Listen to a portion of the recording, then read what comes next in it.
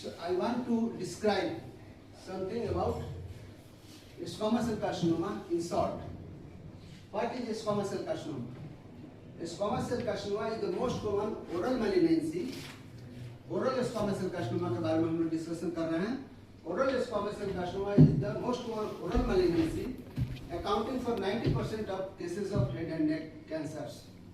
Oral squamous cell carcinoma arise from mucous membrane of mouth that is lined with squamous epithelial cells.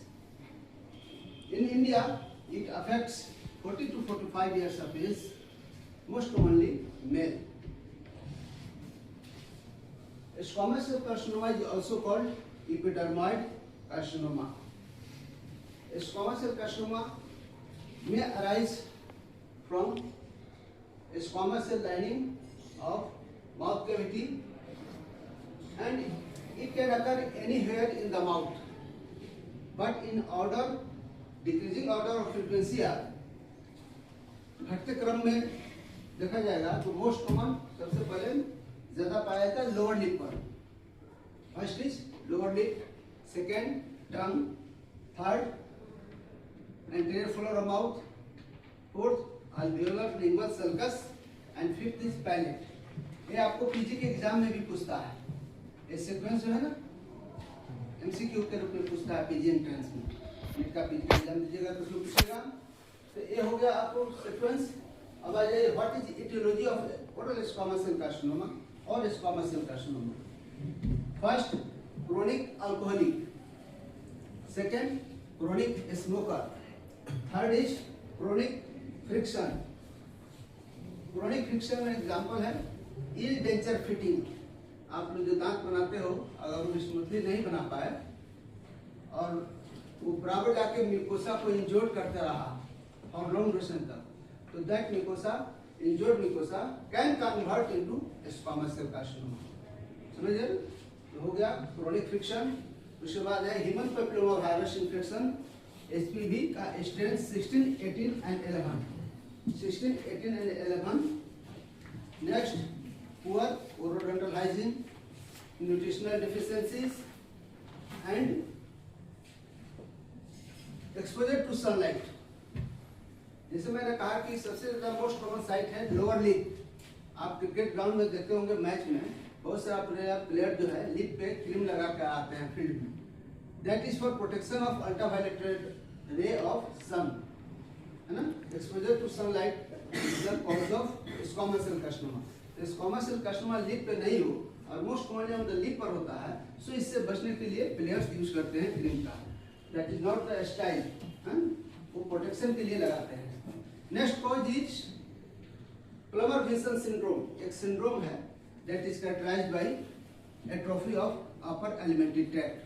Upper alimentary tract atrophy रहता है उस case में, उसमें भी squamous cell carcinoma पाया जाता है. Next we come to the symptoms of squamous cell carcinoma. Symptoms and signs में डिफरेंस मालूम है? Do you know? सिम्टम्स जो पेशेंट बोलता है, आपको कंप्लेन करे, chief complain, that is symptoms. And signs जो डॉक्टर देखता है, एग्जामिन करके पाता है, डिटेक्ट करता है, उसको साइन करते हैं. तो सिम्टम्स प्रेजेंट क्या करके प्रेजेंट करेगा? First symptoms is there is exophytic और endophytic growth in the mouth. ना माउथ में ग्रोथ रहेगा, एक्सोफाइटिक और एंडोफाइटिक. एक्सोफाइटिक होता है कॉलीफ्लावर लाइक. अभी मैं पिक्चर में दिखाऊंगा मॉनिटर में. कॉलीफ्लावर मीन्स फूल गोभी जैसा ग्रोथ, छोटा सा ग्रोथ फूल गोभी जैसा माउथ में रहेगा. Second is non healing ulcer. Ulcer जो हील नहीं हो रहा है, अल्सर ऑन द लिप और inside the mouth that does not heal within 1 month of treatment. Patient को माउथ में अल्सर है और वो हील नहीं कर पा रहा है, ट्रीटमेंट ले रहा है, 1 महीना हो गया, हील नहीं कर पा रहा है. तो आपको सोचना पड़ेगा there is something wrong. It may be a case of squamous cell carcinoma. ठीक. Next cause symptoms is white patches. White patches also called leukoplakia and red patches also called erythroplakia. The symptoms, mouth में अगर white patches या red patches मिले उसमें भी alert हो जाइए, है ना. Next symptoms unexplained bleeding from mouth. Mouth से बिना किसी वजह के, बिना किसी रीजन के ब्लीडिंग हो सकता है। पेशेंट प्रेजेंट करेगा कि मुंह से खून आ रहा है ना। Next symptoms is oral function disturb like chewing, swallowing and burning sensation to food and drink. Now we move to the classification of squamous cell, oral squamous cell carcinoma or squamous cell carcinoma on the basis of grossly or macroscopic appearance. There are 4 types of squamous cell carcinoma. Macroscopic और grossly means जो naked eye से हम लोग देख रहे हैं, अपने आंख से देख रहे हैं पेशेंट में, उसमें 4 तरह से पाए जाते हैं। First ulcerative type squamous cell carcinoma. This is the most common type and it is characterized by everted edge of ulcer और rolled edge. अल्सर का जो एज है, किनारा है, मैं दिखाऊंगा अभी कैमरा पर, उसका देखिएगा जो मार्जिन है पीछे की तरफ, बाहर की तरफ निकला हुआ रहता है। That is the characteristic finding, है ना। दूसरा है कैपिलरी और varicose type, it is soft and ward like growth. Third is nodular type, it appears as firm and submucosal slow growing nodule. And fourth is serous type, that is characterized by infiltration into deeper structure.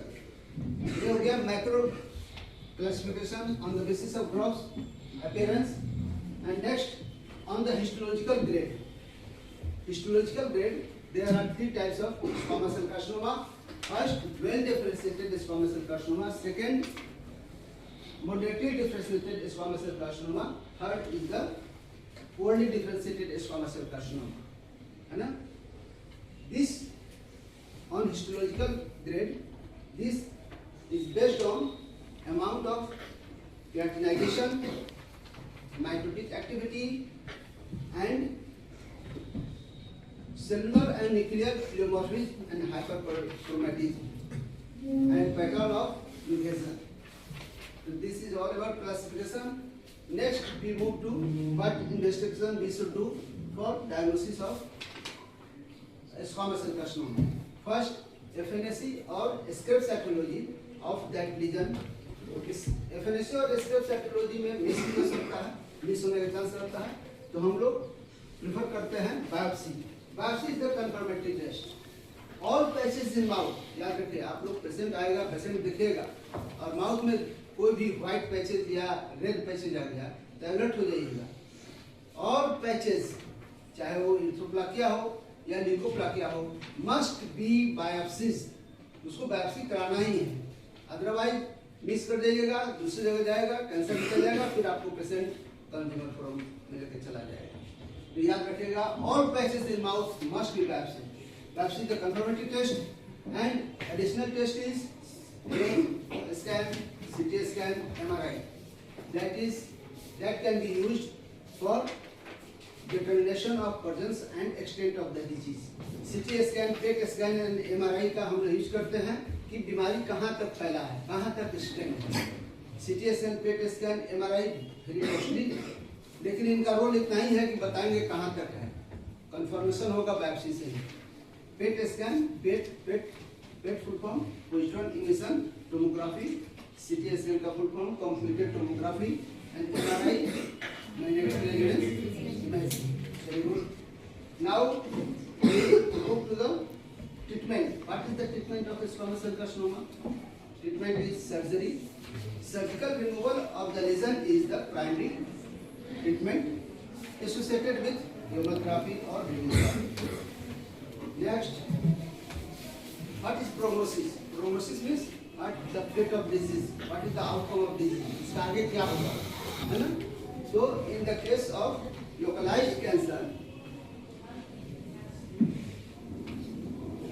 5-year survival rate in 75% of cases, 75% case में देखा गया है कि 5 साल लोग जिंदा रहता है अगर लोकलाइज है तो। And second, when it spread or advanced cases, that is in metastasis, survival rate decreases in squamous cell carcinoma. Now move to the